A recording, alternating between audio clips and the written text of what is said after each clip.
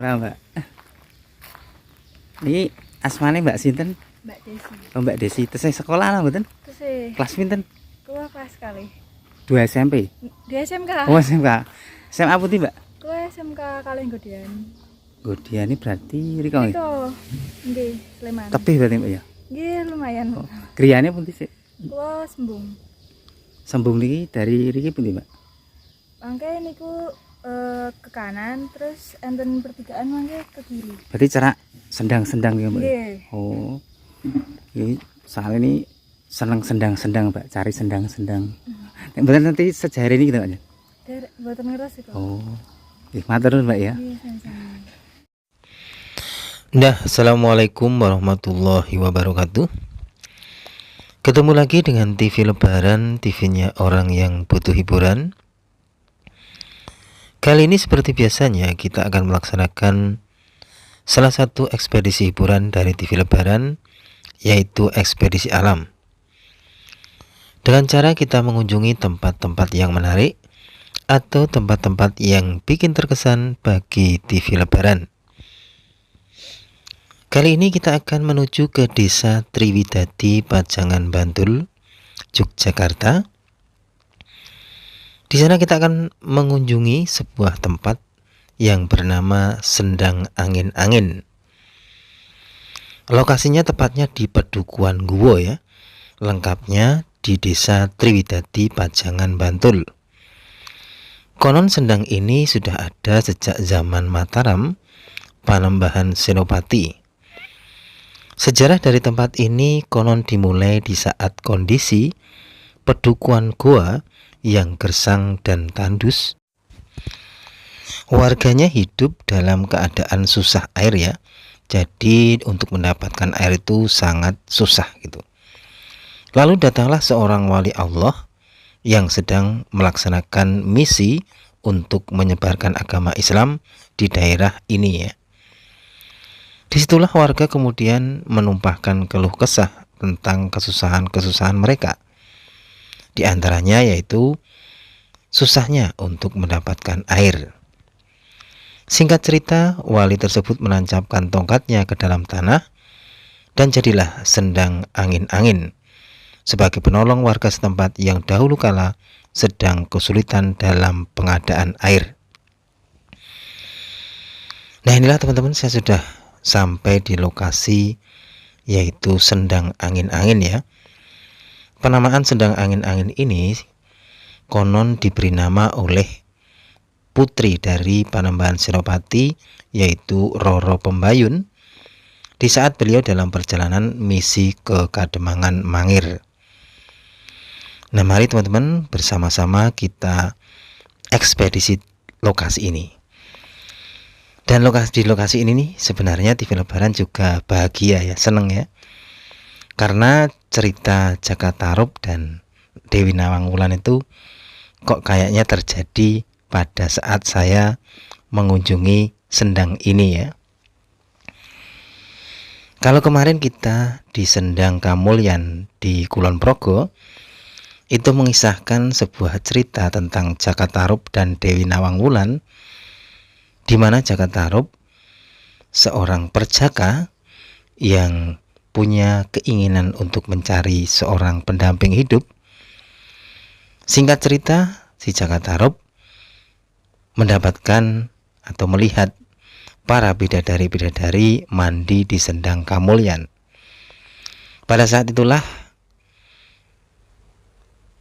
ada niat atau rasa Jaka Tarub pengen memiliki atau pengen memperistri dari salah satu bidadari tersebut. Ibaratnya Jaka Tarub ya rezeki nomplok ya. Karena di saat dia pengen mendapatkan seorang pendamping hidup, ada bidadari yang sedang mandi. Selanjutnya Jaka Tarub mengambil salah satu selendang atau pakaian dari bidadari tersebut. Di saat bidadari-bidadari itu sudah puas ya, atau mungkin sudah cukup mandinya, mereka pengen kembali ke langit atau kembali ke bulan. Disitulah bidadari yang kehilangan bajunya itu terlihat kebingungan. mencari di mana selendang dan bajunya kok tidak ada di saat mau kembali ke bulan atau ke langit. Di dalam hati bidadari itu berkata, barang siapa yang bisa memberikanku pakaian, jika laki-laki akan kujadikan suamiku, jika perempuan akan kujadikan saudaraku. Selanjutnya Jakatarup datang laksana pahlawan dengan memberikan pakaian kepada Dewi Nawang Wulan. Dan akhirnya mereka berdua menikah. Nah, sebenarnya cerita ini ingin saya ekspresikan ya, atau ingin saya sinkronkan dengan cerita hiburan saat ini, di saat saya datang mengunjungi Sendang Angin-Angin. Di awal saya datang kemari, saya sebenarnya pengen mengekspedisi atau mereview Sendang Angin-Angin ini dari awal. Tapi niat saya ini saya tunda karena saya melihat ada warga yang sedang mencuci baju di sendang ini. Akhirnya saya hanya duduk-duduk di sekitar sendang ini sambil menunggu warga tersebut selesai dalam mencuci baju. Nah, disinilah saya terkaget-kaget di saat saya mau kembali untuk meneruskan perjalanan. Di saat saya mau kembali dan ingin mereview sendang tersebut, saya melihat seorang gadis muda yang sangat cantik dan manis. Padahal saya di waktu pertama saya datang di lokasi ini saya belum melihatnya. Di sini ini sebagai hiburan ya. Jadi saya kagetnya cerita Jakatarup ini kok kayaknya terjadi di saat TV Lebaran ini mengunjungi Sendang Angin-Angin. Bedanya, kalau Jakatarup itu melihat bidadari yang sedang mandi, itu di Sendang Kamulyan, ini TV Lebaran melihat seorang gadis manis sedang mencuci baju di Sendang Angin-Angin. Sekali lagi ini hanyalah cerita hiburan semata ya. Karena memang TV Lebaran akui ya, kalau TV Lebaran itu suka dengan cerita-cerita yang melegenda atau mungkin mitos-mitos yang sangat menarik ya. Kayak Jakatarup dan Dewi Nawang Wulan. Jadi kayak cerita yang di luar kehidupan nyata gitu. Jadi dengan mendengar cerita-cerita seperti itu, kayaknya kita itu masuk ke dalam cerita tersebut ya.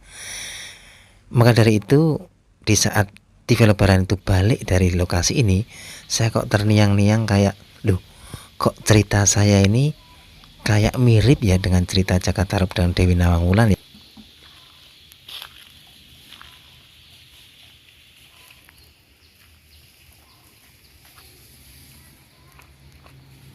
Ini asmane Mbak sinten? Mbak Desi. Oh, Mbak Desi. Tesih sekolah lah mboten? Terus Kelas pinten? kuah kelas kali. 2 SMP. Di SMK. Oh, SMK. SMA putih, Mbak? Kuah SMK Kaleng Godian. Godian ini berarti riko nggih. Itu nggih Sleman. Tebih berarti Mbak ya. Nggih lumayan. Oh, griyane pundi sih? Kuah Sembung. Sembung niki dari riki pundi, Mbak? Mangke niku ke kanan terus enten pertigaan mangke ke kiri. Berarti cerak sendang-sendang ya, Mbak? Nggih. Oh. Ini soal ini seneng sendang-sendang, Mbak, cari sendang-sendang. Nek mboten nanti sejarah ini gitu, Mbak. Derek mboten ngeres kok. Oh. Matur nuwun, Mbak ya. Nggih, sama-sama. Nah, akhirnya kita sudahi ya. Tadi kita mengunjungi Sendang Angin-Angin. Tapi berkat juga petunjuk dari Mbak Desi ya, kita sebut aja Mbak Desi Nawang Wulan. Itu saya bertanya tentang apakah ada sendang-sendang lain di sekitar sini. Beliau menjawab ada dan dekat di sekitar sini. Namanya adalah Sendang Banyu Temumpang.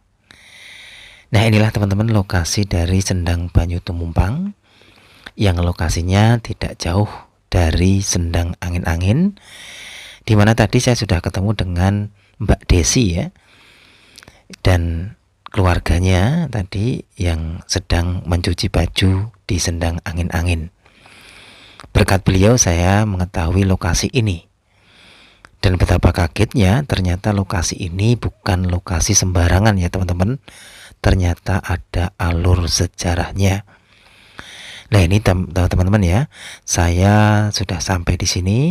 Saya akan mengekspedisi, saya akan mengais-ngais ya, langkah demi langkah, detik demi detik untuk mereview apa saja yang ada di sini dan terdapat apa saja jejak-jejak masa lalu yang ada di sini.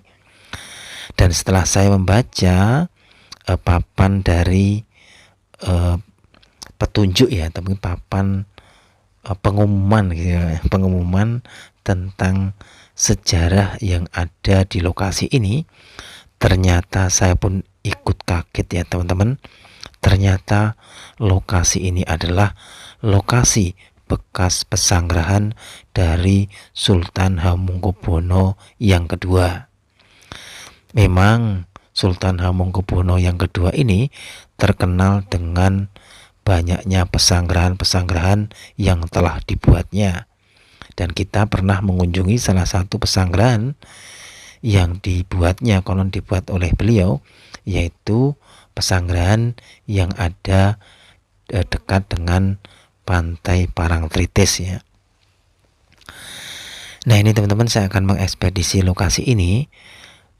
Sebenarnya ada apa di sini dan ada bukti-bukti sejarah apa kok di sini. Itu konon adalah peninggalan dari Sultan Hamengkubuwono yang kedua. Dan konon juga bahwa lokasi ini sebenarnya dulu ada temboknya. Maka dari itu saya akan mengais-ngais lokasi ini, apakah ada jejak-jejak tembok yang masih tersisa.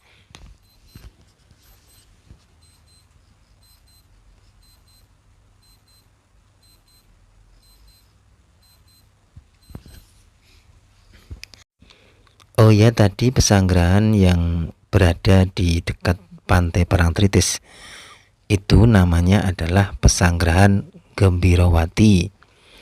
Konon pesanggrahan tersebut juga peninggalan dari Sultan Hamengkubuwono yang kedua. Tapi di sana saya lihat bentuknya itu kayak sebuah candi ya. Tapi kalau di sini bangunan-bangunannya kayaknya sudah hilang ya. Dan tinggal tersisa sendangnya. Nah, mari kita cari-cari teman-teman sisa-sisa dari peninggalan jejak dari Sultan Hamengkubuwono yang kedua. Konon di sini tuh ada temboknya teman-teman. Tentu saja akan ada temboknya. Makanya kita cari pelan-pelan, langkah demi langkah, detik demi detik untuk mengekspedisi Sendang Banyu Temumpang ya. Jadi saya juga sangat berterima kasih sekali dengan Mbak Desi ya. Kita kasih nama Desi Nawang Wulan ya. Karena berkat beliau saya bisa tahu akan sendang ini. Nah ini teman-teman ya. Ini kayaknya kita menemukan batu bata kuno. Ini teman-teman ya. Ini kalau dilihat dari strukturnya, dari bentuknya, ini usianya sudah ratusan tahun batu batanya ya. Karena sudah sudah ibaratnya ya warnanya itu sudah pudar gitu ya. Nah ini teman-teman, saya akan mengais-ngais. Ini teman-teman, ini batu bata lagi. Nah ini kalau kita lihat struktur ini ada struktur bekas tembok ya yang masih terpendam. Jadi kemungkinan inilah bekas-bekas benteng ya, atau mungkin pagar dari sendang ini. Aduh, bagaimana ya dahulu kala sendang ini di saat masih eksis ya. Tentu di sini akan terlihat indah sekali, karena yang namanya pesanggrahan itu pasti sangat nyaman sekali. Apalagi pesanggrahan ini diperuntukkan untuk seorang Raja Mataram. Tentu saja tempat ini sangat megah dan sangat cantik di masanya. Kita cari lagi ya teman-teman, mungkin ada bekas-bekas yang lain yang masih tersembunyi ya. Karena TV Lebaran itu kalau mengekspedisi suatu tempat itu sampai ke akar-akarnya, sampai tersembunyi-sembunyinya gitu ya. Nah ini teman-teman ya, pesanggrahannya ya. Dahulu kala kira-kira melihat view apa ya di sini ya. Karena ini kalau mau melihat view pemandangan tuh kayak tertutup pepohonan ya.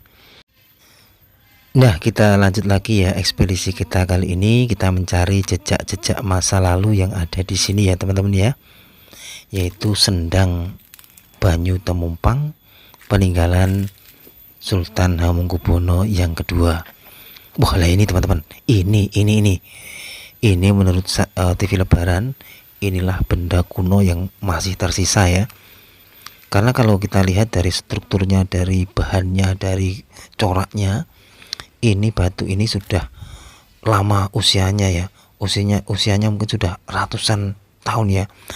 Nah, kalau kita lihat yang di timur tadi itu kayaknya itu kayak hanya replika saja dari benda ini. Dan kalau benda ini kayaknya yang original, peninggalan di masa lalu di saat pesanggrahan ini masih eksis ya. Ini kayaknya umpaknya teman-teman.